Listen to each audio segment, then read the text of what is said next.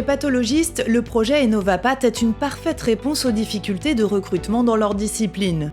La pathologie numérique, ça permet qu'il y ait un expert dans une ville, parce que c'est impossible d'avoir des experts sur tous les domaines dans les 3 villes. Donc un expert dans une ville qui évite la solitude diagnostique d'un jeune dans une autre ville, et donc qui va permettre de le garder à l'hôpital. Et ça, c'était notre souci. Ah Brigitte, j'ai reçu un avis de Limoges en télépathologie sur ces... D'accord, tu me le transfères et puis je le regarde. Souci. Oui. Ok, ça marche. Ok, je fais ça de suite.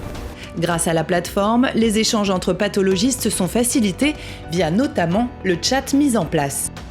Voilà, alors cet outil de discussion est hyper utile parce qu'il permet à des personnes à distance dans le réseau, les gens de Poitiers, de Limoges, quand ils ont besoin d'une expertise, de nous envoyer un petit message pour nous dire de regarder un cas et directement en cliquant sur un lien hypertexte, je peux avoir accès à ces images et je peux répondre dans un outil de chat par écrit et leur donner mon interprétation. Le message est arrivé.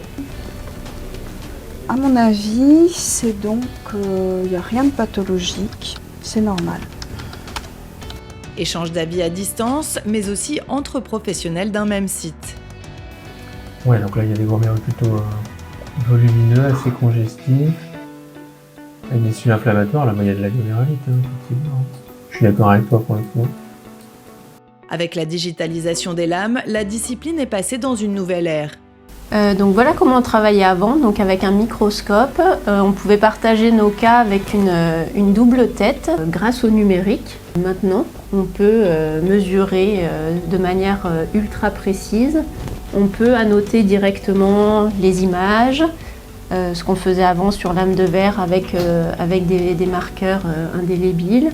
Ça a vraiment des gros avantages pour le partage des cas, que ce soit pour l'enseignement, pour la discussion entre collègues, pour partager des avis, des cas. Toutes ces améliorations ont eu lieu dans le respect des pratiques des établissements. Ce fut tout l'enjeu de la phase de paramétrage de l'outil. Alors avec la société Sectra, qui est la société qui assure le traitement de nos images, il y a eu une grande période très importante de paramétrage, de façonnage de l'outil à notre utilisation.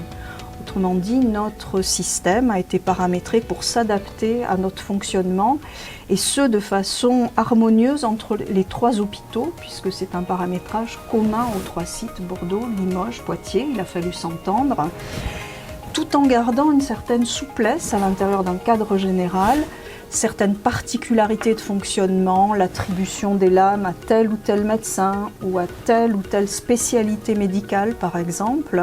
C'est fait en bonne harmonie avec les ingénieurs, les développeurs de la société. Désormais, le tournant est celui de l'intégration de l'intelligence artificielle dans le traitement des lames, un nouveau cap pour le service.